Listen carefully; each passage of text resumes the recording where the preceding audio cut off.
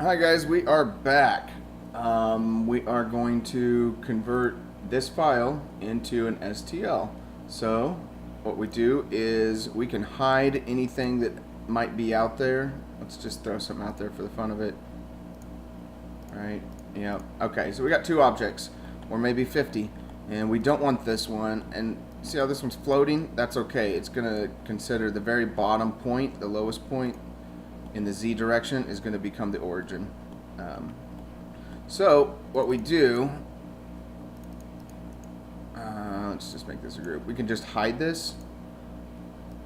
This guy, you don't have to make it a group. I do not believe. You can just whatever.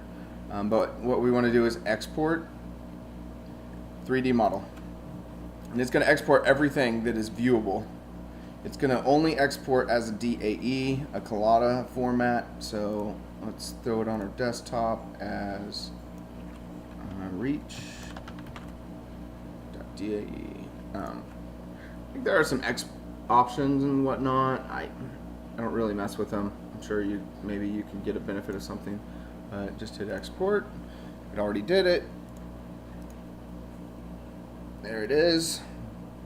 Now we're going to go into Meshlab. Meshlab is, I just use it for conversion, file type conversion, because it reads DAE, collada formats, import, mesh, desktop, reach, open, check. Yeah, there it is. Okay, now we want to export it as an STL. Put it on the desktop or wherever. Okay.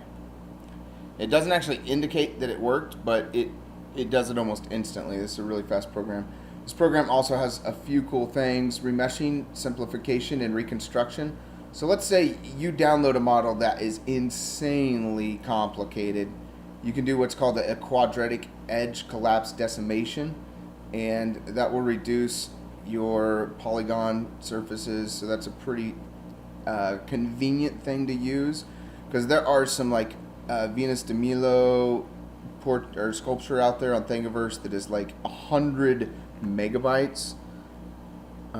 There's some stuff that goes into the gigabytes of space, and we're just regular people. We're not like massive companies trying to make like huge sculptures on a massive 3D printer with like photo precision. So that becomes helpful. Normals, curvature. I thought there was something else in here. You can transform your scale. So I'm not sure what scale this imports and exports at, but I know it can really throw it. It basically turns into inches by the time everything's done.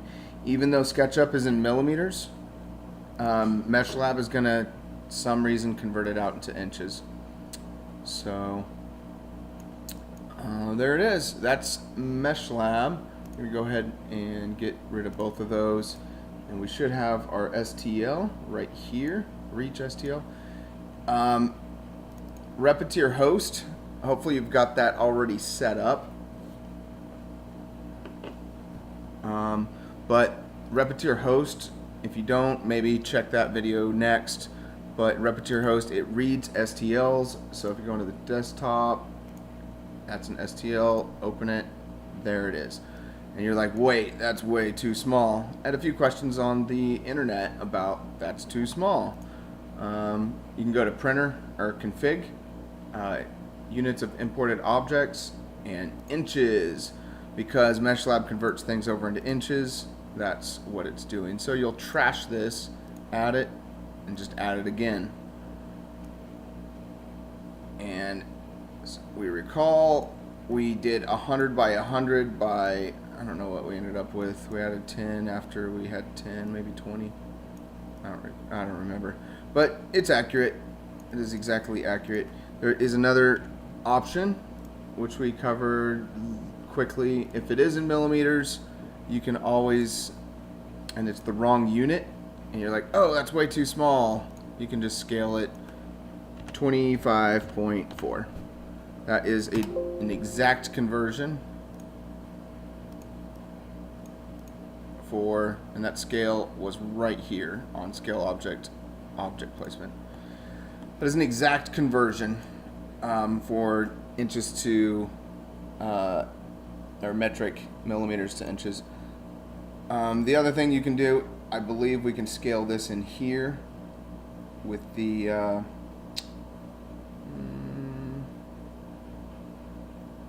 see, filter, normal curvature orientation, scale.